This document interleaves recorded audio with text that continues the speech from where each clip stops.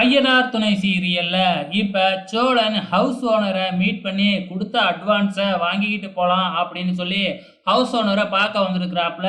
இல்ல என் மனைவிக்கு இந்த வீடு பிடிக்கலையா, அதனால நாங்க இந்த வீட்டில் வந்து தங்கல அப்படின்னு சோழன் சொல்றாப்புல. அதனால என்னப்பா, மனைவிக்கு பிடிக்கலன்னா விட்டுற வேண்டியதுதான் அப்படின்னு சிரிச்சுக்கிட்டே சொல்றாப்புல. நம்ம சோழனும் சரிங்க, நான் கொடுத்த அட்வான்ஸை திருப்பி கொடுங்க அப்படின்னு சொல்லி கேட்டதுதான். உடனே ஹவுஸ் ஓனரோட முகமே மாறிடுச்சு. கொடுத்த அட்வான்ஸை திருப்பி கொடுக்கறதா? உன்னால வீடு வாடகைக்கு கேட்டு வந்தவங்க கிட்டலாம் வீட்டை வாடகைக்கு விட்டாச்சு அப்படின்னு சொல்லி அனுப்பி வச்சுட்டேன். அட்வான்ஸ் எல்லாம் திருப்பி கொடுக்க முடியாது அப்படின்னு ஒரே போடா போட்டுறாப்புல. நம்ம சோழன் கெஞ்சி பார்க்குறாப்புல. ஆனால் அவர் முடியவே முடியாதுன்னு சோழனை வெளியே தள்ளிவிட்டு கதவை சாத்திடுறாப்புல. இந்த பக்கம் என்னடான்னா, நம்ம நீலா சோழனுக்கு ஃபோன் பண்ணி அட்வான்ஸை வாங்கிட்டீங்களா அப்படின்னு சொல்லி கேட்டுக்கிட்டு இருக்கு. சோழனும் வாய் கூசாம இந்த இப்போ தான் பேசிக்கிட்டு இருக்கேன் கொடுக்குறேன்ட்டாரு அப்படின்னு பொய் சொல்கிறாப்புல. அதுக்கப்புறம் என்ன, மறுபடியும் சோழன் வீட்டை கதவை தட்டுறாப்புல. இந்த முறை ஹவுஸ் ஓனரோட மனைவி தான் கதவை திறக்கிறாங்க. கதவை திறந்த உடனே வீட்டுக்குள்ளே போயிடுறாப்புல நம்ம சோழன்.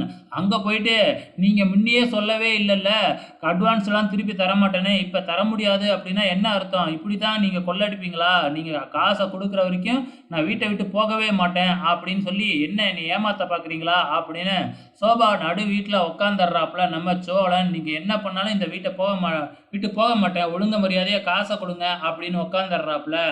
இந்த பக்கம் நம்ம சேரன் வேலை செஞ்சுக்கிட்டு இருக்கலாப்ப, அவரு தான் கொத்தனாராஜே மண்ணள்ளி கொட்டிக்கிட்டு இருக்கிறப்ப அந்த பக்கமா நம்ம கார்த்திகா நடந்து போறாங்க.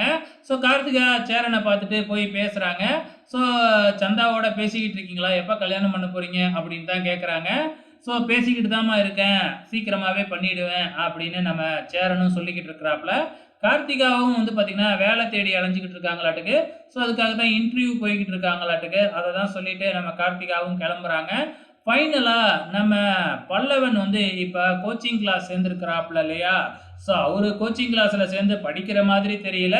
வழக்கம் போல தான் அங்கே வர்ற பொண்ணுங்களை பார்த்து வழிஞ்சிக்கிட்டு இருக்கிறாப்புல. ஸோ இந்த பொண்ணு எனக்கு இன்ட்ரோ கொடு, இந்த பொண்ணு இன்ட்ரோ கொடு அப்படின்னு சொல்லி பொண்ணுங்களை பற்றியே பேசிக்கிட்டு இருக்கிறாப்புல. இவர் படித்து உருப்படுற மாதிரி தெரியல. ஆக மொத்தத்தில் சீசனுக்கு சீசன் ஏதாச்சும் ஒரு பொண்ணை தான் பிடிச்சிக்கிட்டு இருக்கிறாப்புல. வெயிட் பண்ணி பார்க்கலாம் அப்கமிங்கில் என்ன நடக்க போகுதுன்னு.